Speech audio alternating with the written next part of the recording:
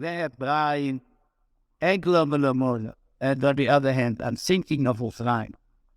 Efrayim was the most wonderful servant.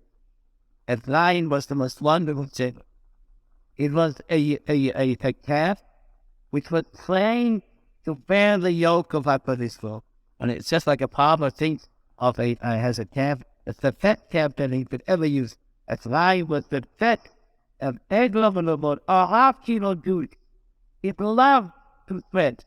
Efrayim, the servant Efrayim, that's the servant for which came Yeshua ben Nun, but he did not open there for it. Not to be Israel, that was the best servant, not to hit himself over the door, but to hit himself to our Mother Hashem. It was an Eglo Melamona, Ahapti was this loving, Ahapti is like Gnupsion, that's the poetical form. Loving our heaven will do it.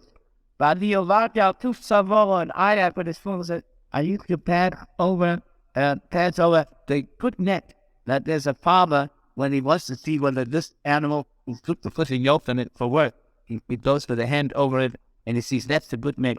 I used to go over that good neck, that fair neck for the yoke. I'm keeping Efrayim. For that reason, I made Efrayim a leader.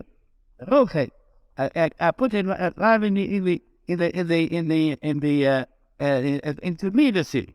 Yaakov Yehuda. Yehuda should come out. We started like Yaakov. Yaakov should, we started to break down the cloth of hard earth. Also plow. Well, in other words, the idea was that the father wanted to have a field, want to have it plowed by Yehuda. And I was the leader. Plow was the leader. The leader in Avodas Hashem.